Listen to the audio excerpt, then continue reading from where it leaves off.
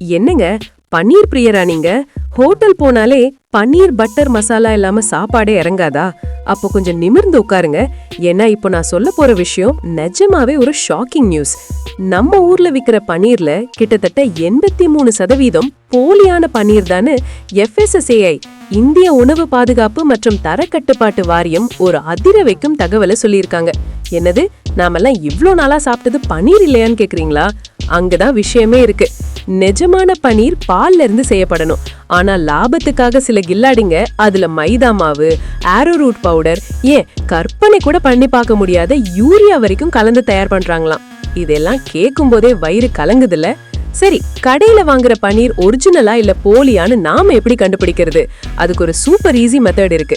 ஒரு சின்ன துண்டு பன்னீர் எடுத்துக்கோங்க. அது மேல கொஞ்சமா அயோடின் டிங்சர் ஊத்தி பாருங்க. அந்த பன்னீர் உடனே கருப்பு கலர்ல மாறினா அது கண்டிப்பா கலப்படம் செய்யப்பட்ட போலி பன்னீர். அதுவே கலர் மாறாம அந்த திரவம் அப்படியே பன்னீர் மேல படிஞ்சு நின்னுதுன்னா அதுதான் சுத்தமான பன்னீர். ஏன் இதையெல்லாம் இவ்ளோ சீரியஸா பேசுறேன்னு நினைக்காதீங்க.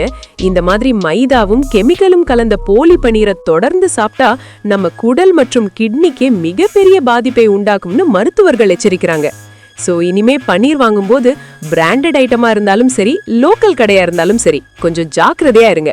முடிஞ்ச வரைக்கும் வீட்லயே பால்ல லெமன் பிழிஞ்சு பன்னீர் செஞ்சு சாப்பிடுறது தான் நம்ம ஆரோக்கியத்துக்கு ரொம்ப நல்லது. இந்த தகவல் உங்களுக்கும் உங்க ஃப்ரெண்ட்ஸுக்கும் கண்டிப்பா யூஸ்ஃபுல்லா இருக்கும்னு நினைக்கிறேன். முடிஞ்ச வரைக்கும் இதை எல்லாருக்கும் ஷேர் பண்ணுங்க. விழிப்புணர்வோடு இருப்போம், ஆரோக்கியமா இருப்போம். இதே மாதிரி இன்னொரு இன்ட்ரெஸ்டிங்கான அப்டேட்டோட உங்களை சந்திக்கிறேன். நன்றி. நான் உங்கள் ட்ரெண்டிங் இன்ஃபோஸ் தமிழ்.